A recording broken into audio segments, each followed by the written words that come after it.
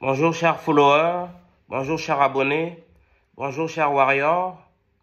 Pourquoi les Noirs américains détestent les Noirs africains? Force est de constater qu'il y a un conflit entre les Afro-Américains et les Africains du continent. Moi, je vais régulièrement aux États-Unis, je suis passionné par ce pays. Et je connais bien la société américaine et il est indéniable que les Noirs américains cultivent une aversion contre les Africains qui ont immigré aux États-Unis. Ça, c'est une évidence.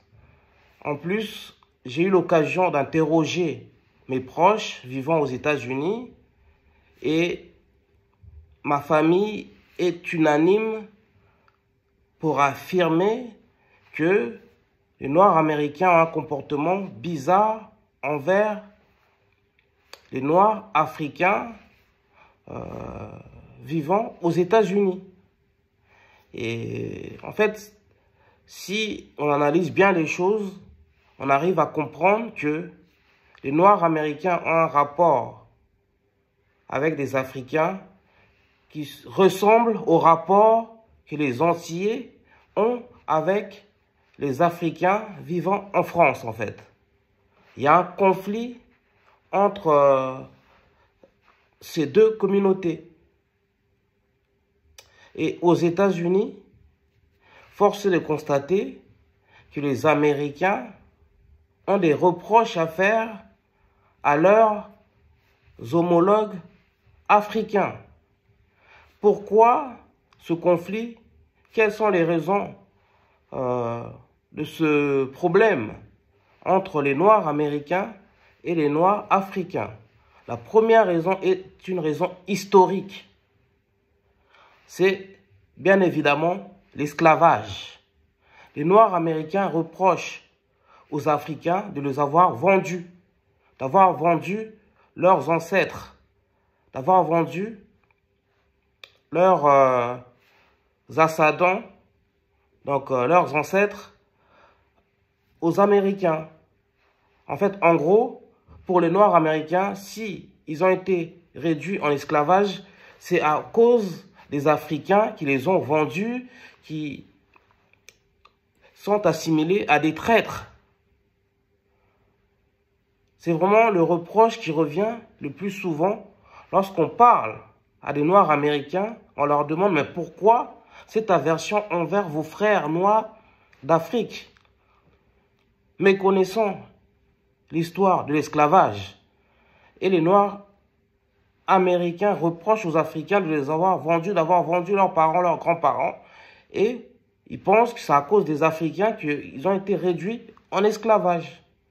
Or, certes, il y a eu des traîtres pendant l'esclavage, on ne peut pas le nier, mais ils étaient minoritaires d'une part, et d'autre part, les Africains ont été obligés de coopérer, sinon ils risquaient leur vie.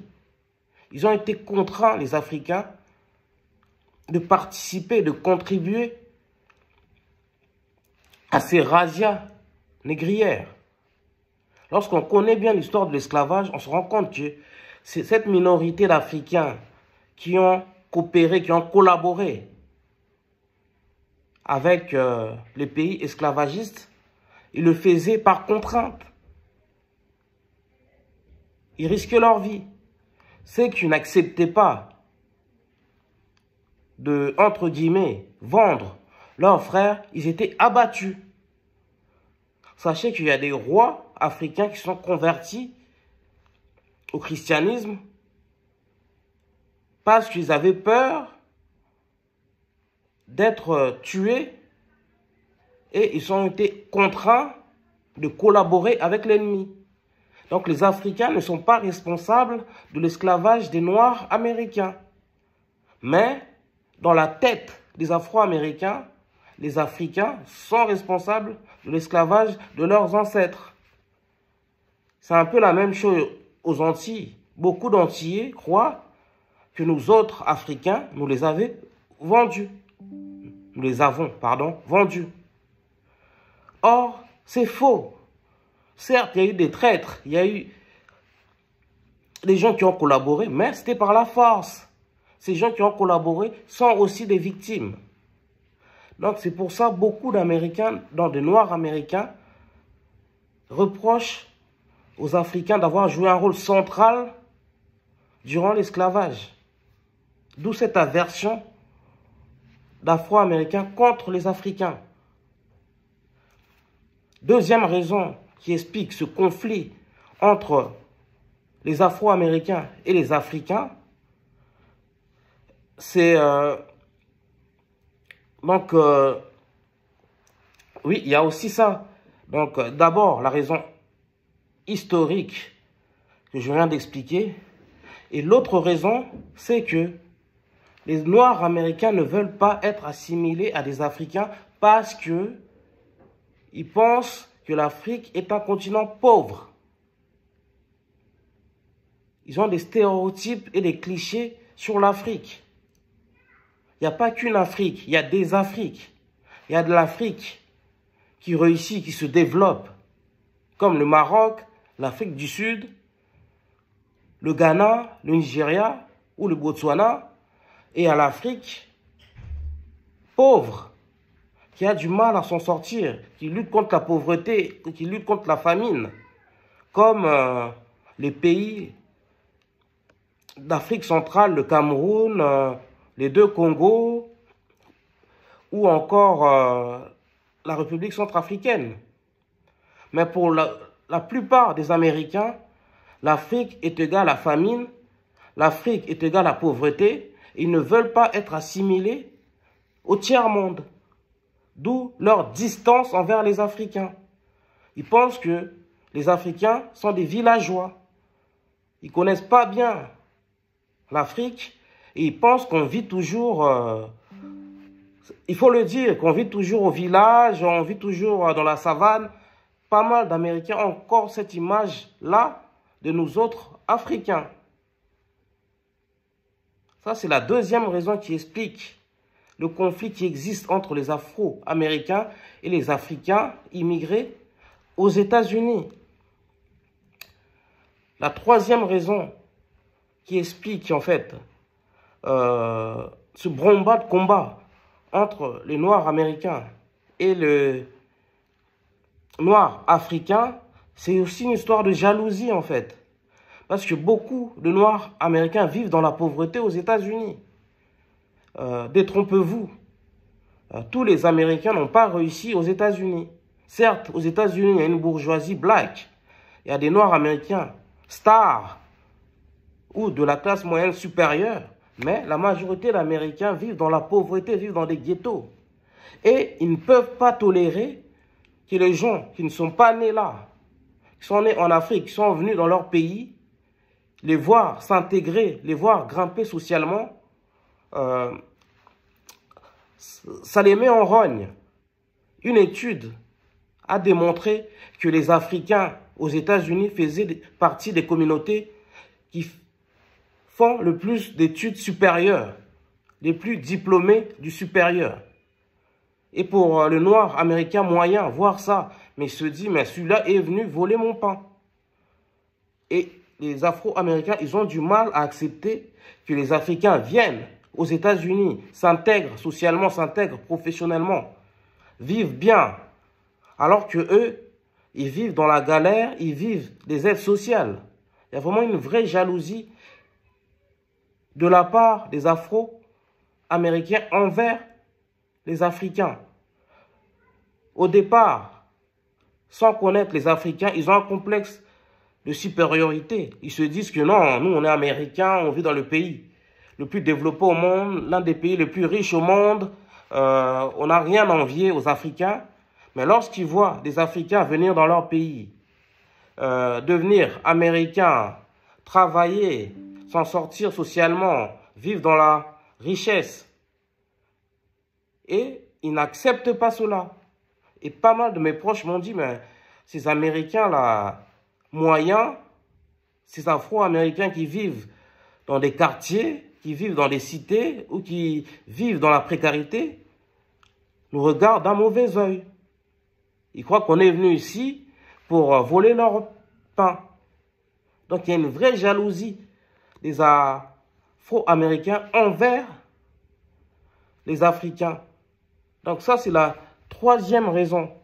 Et la quatrième raison, c'est que les Afro-Américains ne veulent pas que les Africains volent leurs femmes, entre guillemets.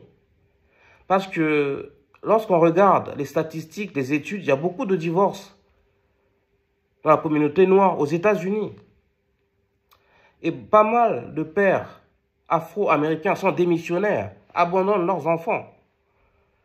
Et les Afro-Américains ont tendance à reprocher aux Africains de dater leurs femmes, de les concurrencer aussi sur le dating game, sur le marché de la séduction. Ça, c'est une des raisons aussi qui fait que les Afro-Américains sont jaloux des Africains. Donc, nous avons cité déjà 4 raisons qui expliquent cette aversion des Afro-Américains envers les Noirs africains. Mais sachez que tous les Afro-Américains ne sont pas jaloux des Africains. Tous les Afro-Américains ne détestent pas les Africains. Les Noirs américains qui ont réussi, eux, n'ont aucun problème avec les Africains. Ils peuvent être amis avec eux, ils peuvent être collègues avec eux, et il y a le vivre ensemble. C'est ça, en fait, le problème qu'il y a entre les Afro-Américains et les Africains. Et c'est le même problème, en fait, qu'on voit qu'il existe entre les Antillais et les Noirs africains en France. Les Antillais disent que eux, ils sont là depuis 400 ans. Donc, ils devraient avoir plus de privilèges que les Noirs africains qui ont immigré en France. Et ils ne comprennent pas que certains Noirs africains qui sont là, qui ont tous les droits. Il y a aussi un problème de racisme intercommunautaire, aussi bien de l'autre côté de l'Atlantique aux États-Unis, entre les Afro-Américains et les Noirs africains, que entre les Antillais et la diaspora africaine en France. Ça, c'est la 5e raison.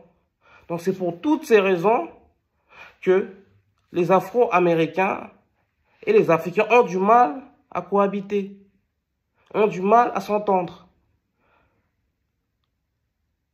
Et aux États-Unis, beaucoup d'Américains pure souche, donc de toute origine, ont tendance à préférer employer les Africains que employer les Afro-Américains.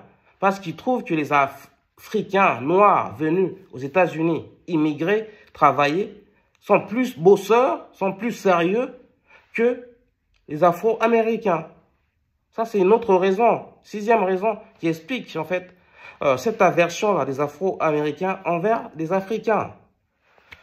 Mais du coup, les associations, les ONG, travaillent d'arrache-pied pour réconcilier les Afro-Américains avec les Africains, pour faire en sorte que les deux peuples se connaissent, que les deux peuples se réconcilient et que les deux peuples vivent ensemble, parce que ils ont les mêmes problèmes. Ils ont tous la peau noire, ils ont tous la même histoire, ou presque. Et surtout, les Blancs américains qui ne s'intéressent pas à l'histoire des Afro-Américains ou qui ne s'intéressent pas à l'histoire de l'Afrique, assimilent tous les Noirs à la même chose. Pour eux, quand ils voient un Noir, c'est un Noir. Ils ne se demandent pas si c'est un Afro-Américain ou c'est un Africain. Voilà un peu le problème qu'il y a entre les Afro-Américains et les Africains. Nous pensons que c'est regrettable. Parce que tous les Noirs de la planète viennent d'Afrique. Que ce soit une immigration volontaire ou forcée, tous les Noirs de la planète viennent d'Afrique. Que ce soit une immigration lointaine, comme les Afro-Américains sont arrivés aux États-Unis au tout début de leur histoire, que pour les Antillais qui sont arrivés dans les dom-toms il y a 400 ans. On vient tous, le peuple noir, la communauté noire, vient essentiellement, voire totalement d'Afrique, peu importe les générations. Donc nous devons vivre ensemble, surtout que nous avons les mêmes problèmes. Aussi bien les Afro-Américains que les Antillais, que les Africains, nous sommes tous victimes du racisme et des discriminations, sans compter la xénophobie. Donc on doit s'associer, on doit se rassembler pour lutter contre ces maux MAUX, ces problèmes qui touchent à nos communautés noires. Dites-nous ce que vous en pensez de ce sujet. Dites-nous comment vous pensez que cette relation entre les Afro-Américains et les Africains vont évoluer. Quelles sont les solutions? Si vous aimez ce sujet, likez, commentez. Vous êtes de plus en plus nombreux à nous suivre. Je suis Sébastien Badibanga, l'animateur de ces médias, de cette chaîne Curly New York. Nous sommes ensemble. Merci les Warriors de vous abonner, d'activer la cloche de notification. Et peace out!